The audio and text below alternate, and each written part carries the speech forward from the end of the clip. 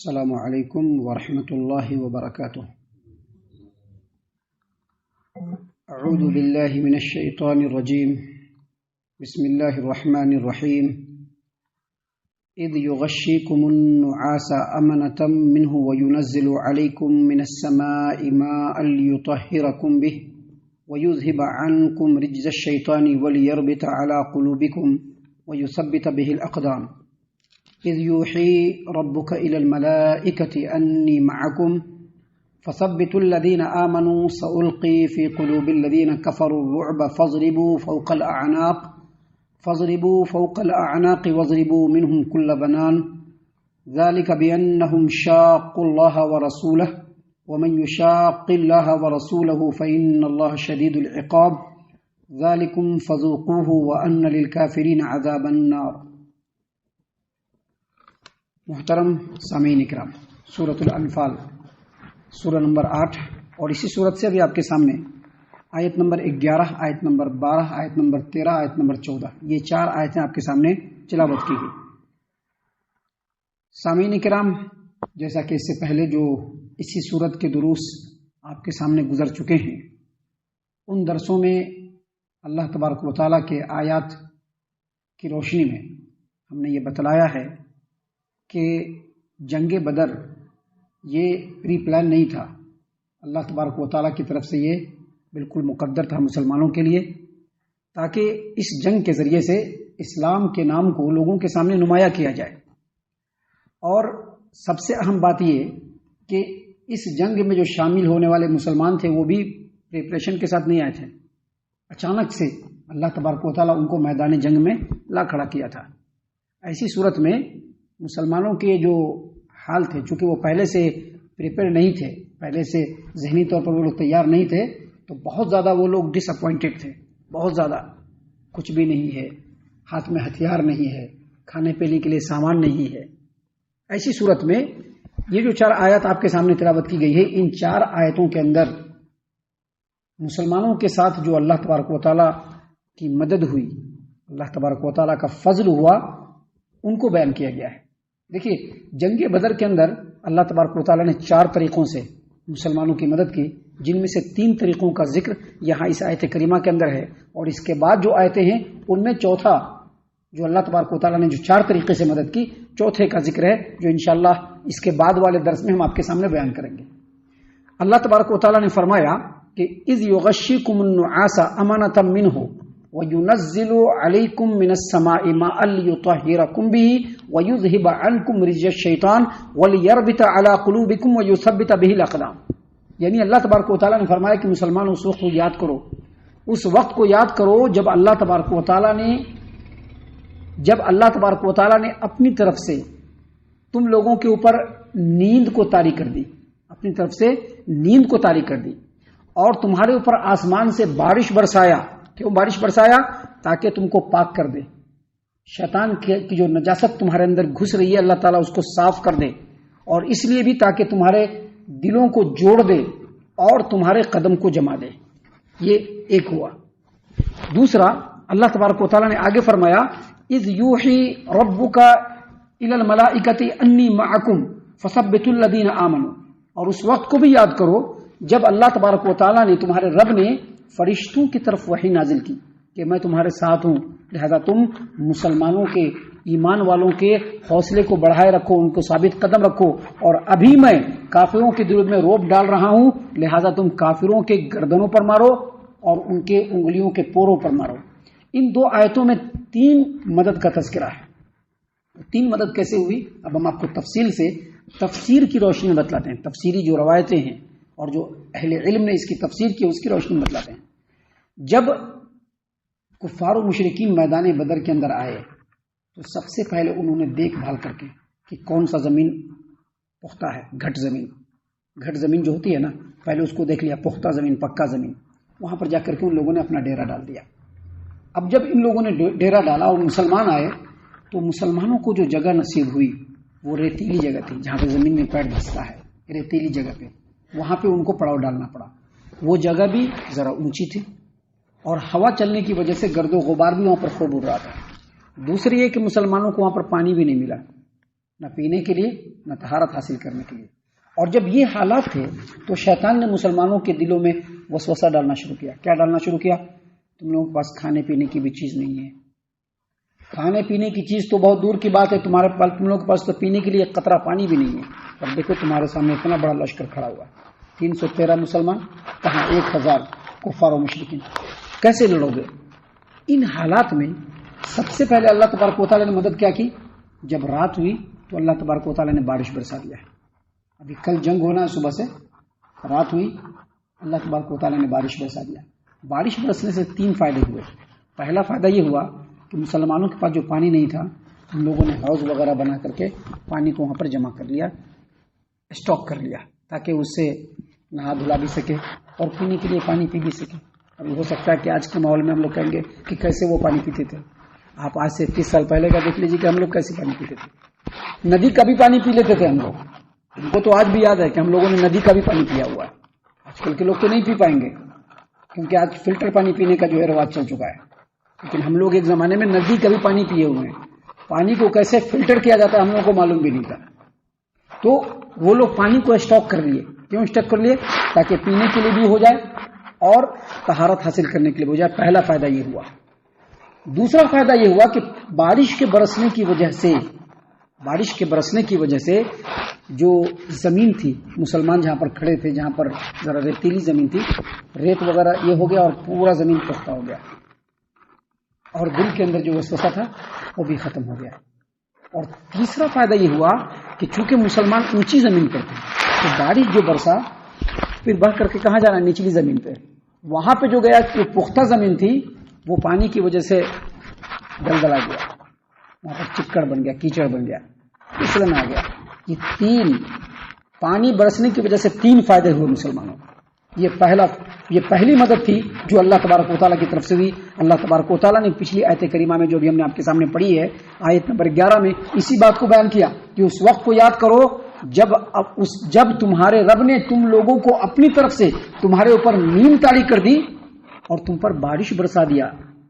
محترم سامعین کرام، پہلا فائدہ یہ ہوا کہ بارش برسایا اللہ تبارک و تعالیٰ نے. پہلی مدد یہ کی. دوسری مدد یہ کی کہ مسلمان جب جنگ کے لیے نکل رہے تھے تو چلتے چلتے کی حالت میں ہی، بیٹھے بیٹھے کی ہی حالت میں اللہ تبارک و تعالیٰ نے ان کے اوپر اونگ کو طاری کر دیا، اونگ کو طاری کیا. جب ان کے اوپر اونگ طاری ہوئی، آپ کبھی کبھی دیکھیں گے تھوڑا تھکے رہیں گے، ایک ذرا سا ایسے اونگ طاری ہوگی، فریشنس محسوس ہوگا، سر کا درد بھی ختم ہو جاتا ہے، کبھی کبھی مختلف قسم کی جو چیزیں ذہن میں بھاگتی رہتی وہ سب بھی ختم ہو جاتا ہے. مسلمانوں کے اوپر جیسے ہی اونگ طاری ہوئی تو جو روب و دبدبہ کفار و مشرکین کا ان کے دلوں کے اندر تھا وہ ختم ہو گیا. یہاں تک کہ صحیح البخاری کتاب الجہاد کی روایت میں ہے، نبی صلی اللہ علیہ وسلم جو رات بھر خیمہ کے اندر، عریش کے اندر جو دعا فرما رہے تھے، آہوزاری کیا تھا، ابو بکر صدیق رضی اللہ عنہ کے درخواست پر جب باہر نکلے تو آپ صلی اللہ علیہ وسلم کو بھی اونگ طاری ہو گئی. اور اونگ طاری ہونے کے بعد جیسے ہی نبی صلی اللہ علیہ وسلم ہوشیار ہوئے، آپ کے چہرے پر مسکراہٹ دوڑ گئی اور آپ صلی اللہ علیہ وسلم نے سورہ قمر کی آیت کریمہ پڑھی، سَيُهْزَمُ الْجَمْعُ وَيُوَلُّونَ الدُّبُرَ. اللہ نے فرمایا کہ یہ جو جماعت ہے، جو لشکر ہے، یہ شکست کھانے والی ہے اور پیٹھ دکھا کر کے بھاگنے والی ہے. اس کے بعد راوی کہتے ہیں کہ نبی صلی اللہ علیہ وسلم نے اس جنگ میں شامل ہونے والے بڑے بڑے مشرکین، ان تمام مشرکین کا نام لے کر کے بتلایا کہ یہ جو بڑا سردار، یہ جو بڑا سردار ہے یہ یہاں پر قتل ہوگا، یہ جو بڑا سردار ہے یہاں پر قتل ہوگا، یہ جو بڑا سردار ہے یہاں پر قتل ہوگا. آپ صلی اللہ علیہ وسلم نے سب کا نام گن گن کر کے بتلایا، جس کی وجہ سے مسلمانوں کے حوصلے بالکل بلند ہو گئے. اللہ نے کیا فرمایا کہ اس وقت کو یاد کرو جب تمہارے رب نے اپنی طرف سے تمہارے اوپر اونگ طاری کی اور تمہارے اوپر بارش برسایا. کیوں؟ لیطہرکم بھی، تاکہ تم کو پاک کر دے، وَيُذْهِبَ عَنْكُمْ رِجْزَ الشَّيْطَانِ، تاکہ شیطان کے وسوسوں سے تم کو دور کر دے، اس کی نجاست سے تم کو دور کر دے، وَلِيَرْبِطَ عَلَىٰ قُلُوبِكُمْ، اور تاکہ تمہارے دلوں کو مضبوط کر دے، وَيُثَبِّتَ بِهِ الْأَقْدَامَ، اور تمہارے قدموں کو جما دے، تم کو تمہارے حوصلوں کو بڑھا دے. یہ دو طریقے سے مدد اللہ تبارک و تعالیٰ نے کیا، جس کا ذکر پہلی آیت کریمہ میں. دوسری آیت کریمہ میں اللہ تبارک و تعالیٰ نے فرمایا کہ اور اس وقت کو یاد کرو، اذ یوحی ربک، جب تمہارے رب نے فرشتوں کی طرف وحی کی. کیا وحی کی رب نے؟ انی معکم، اے فرشتوں میں تمہارے ساتھ ہوں. یعنی فرشتوں کو بھی اللہ کہہ رہا ہے میں تمہارے ساتھ ہوں، فثبتوا الذین آمنوا، لہذا ایمان والوں کے قدم کو مضبوط کرو، ان کا حوصلہ بڑھاؤ. سألقی فی قلوب الذین کفروا الرعب، اور ابھی یعنی اسی جنگ میں، ابھی اسی وقت میں کفار و مشرکین کے دلوں میں روب ڈال رہا ہوں، ابھی اسی وقت ان کے دلوں کے اندر روب ڈال رہا ہوں، لہذا تم ان کے گردنوں پر وار کرو اور ان کے انگلیوں کے پوروں پر وار کرو. وَضْرِبُوا فَضْرِبُوا فَوْقَ الْأَعْنَاقِ وَضْرِبُوا مِنْهُمْ كُلَّ بَنَانٍ. بنان کہتے ہیں ہاتھ کے انگلیوں کے پوڑ اور پیروں کے انگلیوں کے پوڑ، جو کنارہ ہوتا ہے اطراف، تاکہ ایسا مارو کہ یہ کٹ جانا، ایسا مارو کہ یہ کٹے. کیوں؟ تاکہ وہ معذور ہو جائیں. اب یہ کٹ جائے گا تو تلوار نہیں پکڑ پائیں گے، یہ کٹ جائے گا تو بھاگ نہیں پائیں گے، اس لیے اللہ نے فرشتوں کو حکم دیا کہ وہاں پہ مارو. اور جب فرشتے اترے اور کفار و مشرکین کا کام تمام کرنا شروع کیا تو ان کے دلوں میں روب دبدب آ گیا کہ پتہ نہیں کون مر رہا ہے، دیو آ گیا ہے کہ کیا، کون سا آ گیا ہے. ہوش و حواس ان کے ختم ہو گئے، ان کے پیر اکھڑ گئے، اور آن کی آن میں مسلمانوں نے اس جنگ کو اپنے نام کیا جس میں 70 لوگوں کو قتل کیا گیا اور 70 لوگوں کو قیدی بنایا گیا تھا. محترم سامعین کرام، اور باقی سارے بھاگ گئے. اللہ نے فرمایا کہ ایسا کرو. اس کے بعد اللہ تبارک و تعالیٰ نے اگلی آیت کریمہ میں فرمایا کہ یہ جو کفار مشرکین کے ساتھ جو حال ہوا ہے، کیوں ہوا ہے؟ اس لیے کہ انہوں نے اللہ اور اس کے رسول کی مخالفت کی. اس سے کیا پتہ چلا کہ کوئی بھی اللہ اور اس کے رسول کی مخالفت کرے گا دنیا میں اس کا برا حال ہوگا اور آخرت میں بھی برا حال ہوگا. آج مسلمانوں کے جو برے حالات اور مسلمانوں کے ساتھ جو برے حالات ہیں، اس کی اصل وجہ یہی ہے کہ رسول کی مخالفت ہو رہی ہے. کہنے کے لیے تو سب کہتا ہے کہ ہمارے رسول، ہم اپنے رسول کے امتی ہیں، سب کہتا ہے، کہنے کے لیے سب کہہ رہا ہے، لیکن اطاعت نہیں ہو رہی. اطاعت ہو رہی ہے اپنے حساب کی. اطاعت جو ہو رہی ہے وہ اپنے حساب کی. ہمارا یہ ہے، ہم ایسے ہی اطاعت کریں گے، ہمارا وہ ہے، ہم ایسے ہی اطاعت کریں گے، ہمارا ایسا ہے، ہم ایسے ہی کریں گے. لیکن مسلمانوں کے لیے اللہ اور اس کے رسول کی اطاعت و فرما برداری ضروری ہے. اس لیے اللہ نے فرمایا کہ یہ جو کفار مشرکین ان کا جو برا حال ہو رہا ہے اس کی وجہ یہ ہے کہ ان لوگوں نے اللہ اور اس کے رسول کی مخالفت کی. آگے اللہ نے کہا، عام اعلان ہے یہ کہ وَمَن يُشَاقِقِ اللَّهَ وَرَسُولَهُ، جو اللہ اور اس کے رسول کی مخالفت کرے گا، جو اللہ اور اس کے رسول کی خلافت کرے گا، یعنی مخالفت کرے گا، جو اللہ اور اس کے رسول کی مخالفت کرے گا، فَإِنَّ اللَّهَ شَدِيدُ الْعِقَابِ، تو اللہ تعالیٰ اس کو بہت سخت عذاب دینے والا ہے. یعنی دنیا میں تو عذاب ہوگا ہی، آخرت میں بھی عذاب ہوگا اس کے لیے.